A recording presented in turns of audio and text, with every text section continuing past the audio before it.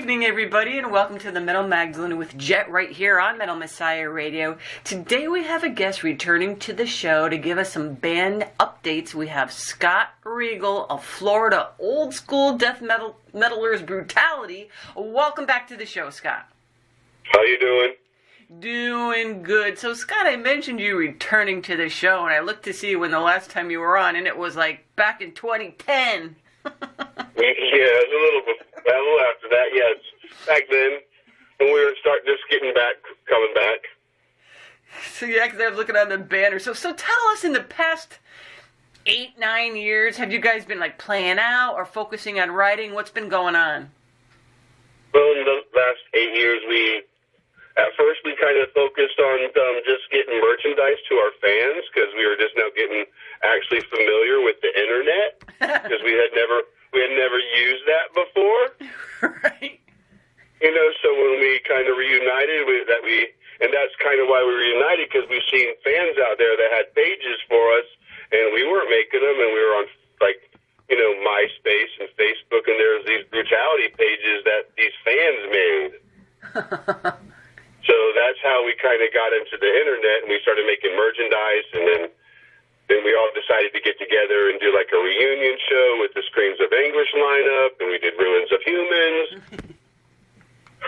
So, you know, we just kept ourselves busy pretty much for our fans, just trying to give people what they wanted. We finally did another album. We did some member changing during that, but we pretty much have stayed the main core of, you know, Jeff Akers, Jay Fernandez, and myself.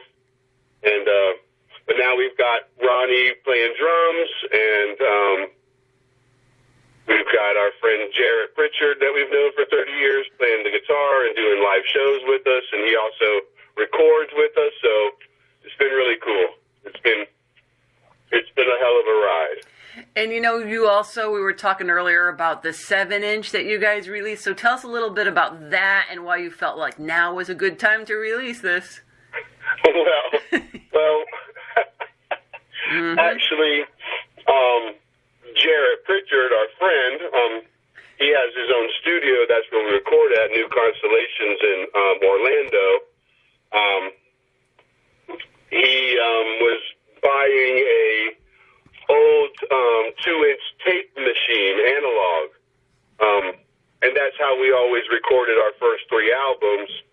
And so he was like, "Hey, I want to have this machine, and I'm going to have to kind of like guinea pig somebody." So he said, "Y'all want to come to the studio over a weekend, and we'll record 2 songs for you that you guys already know, like re-record something on analog, and then we'll put it out on the 7-inch. Ah. So he basically recorded it for us for free, but he said, "If you do it, I want you to release it." You know, so we put New Constellation and Jared on there as engineering it. You know, we were promoting his studio, per se, you know. So you guys were the guinea pigs. We were the guinea pigs, yeah. Now, are you guys writing new stuff as well? Yes, we are. We're currently writing new stuff right now. And now, go ahead. We were hoping to be in the studio sooner than later, but just with everything going on, our personal lives, we're just really busy. We all have our own little lives too, you know, so doing this is really on the side, and when it happens, it happens. Jarrett's really busy because he also does engineering and he does tours, and so he's doing production and mixing bands while he's on the road. And Ronnie is also a musician where he's able to play with other bands, and he goes on tour and does other bands as well, as more than just Brutality. But so with everybody just doing stuff, it's going slower than we thought. But we're really happy with what we're writing, you know, so we're not rushing it. We have our own record label, we have Ceremonial Records, you know, so we can do whatever we want. We're not under anybody's thumb telling us that you have to have this album out, you know? Right. And as far as we're concerned, you know, our fans waited in between In Mourning and Sea of Ignorance. They waited 18 years. So, you know, so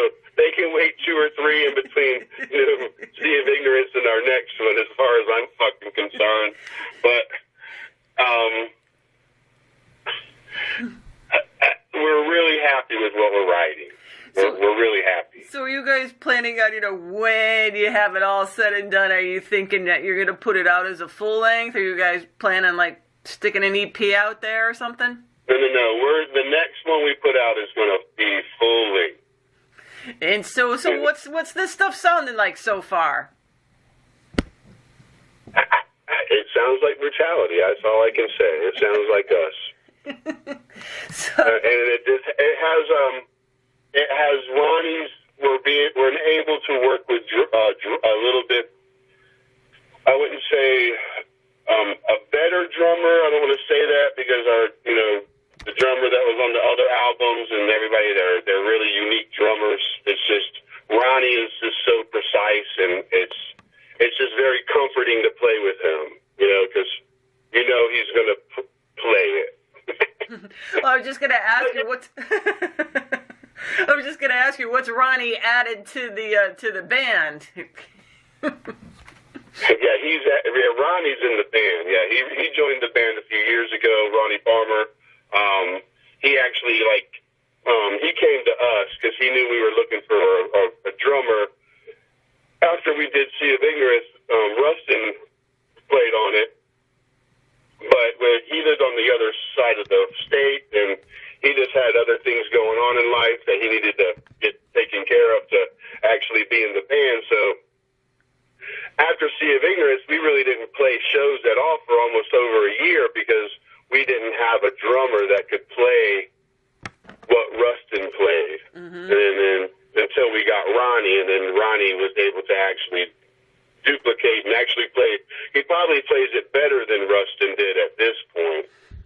And what about Jarrett? So why did you decide, hey, let's have Jarrett in here too? I have known Jarrett since I was 16 years old. I was pretty much his first friend when he moved to Florida. When we were young, that was like in 87 or 88. I think 87. So, with him, he did our last album. He did Sea of Ignorance. He did the 7-inch. We recorded the 7-inch with him, which is also, it's Crushed and Artistic Butchery, which are the songs we redid with this lineup. It's Jeff and Jay and Ronnie and I. Mm-hmm. So it's us four performing songs off the first albums. Wow. But with this lineup, so it's almost like it's a new song, I suppose. It's just. And hey, by the time this actually airs, you guys are going to be just about ready to go play Maryland Death Fest. So this is your first time playing the fest? This is our first time. And what went through your mind when you got the news that you have actually been added to the fest? Well, last year they called us kind of last minute, maybe 2 weeks before the festival, and somebody had to back out for some reason, and they wanted us to fill their spots. And they asked us, kind of like I said, out of the blue, and we were, at that point, we couldn't do it. We had other obligations. So we told them we couldn't do it, and we said, we're always good for next year, though, if you want us to play next year. And so right after that 2018 festival, they contacted us and said, hey, do y'all want to do this festival? So we've pretty much been working with them on it for, almost a year now. That's cool. And what day are you guys going to be playing? We're playing on Saturday night at Ramstead Live. At 6:10. And how long is your set for? 45 minutes. Oh, wow. So you can pump a lot of music out in that time, huh? Well, we're only really going to do 7 songs, but it's just the way that our songs are written, and, we average at 5 minutes or so a song, so. Are you guys going to be bringing, all kinds of merch and shit with you? We will have merchandise. We're going to have Screams of Anguish and Sky Turns Black shirts, and we have some other miscellaneous shirts. We have some Sea of Ignorance shirts, I believe, and some Skull shirts, like the one that I sent you. Mm-hmm. We'll have some CDs, so we got a couple of rare CDs and some patches and stickers and posters. We'll have stuff there. Are you guys staying for the whole thing? No, we're driving up. We're leaving here Friday. We don't really like to fly. We're not really flying people. At least Jeff and I aren't. So we're going to drive up and play on Saturday night and drive home. And you got anything else going on for the rest of the year?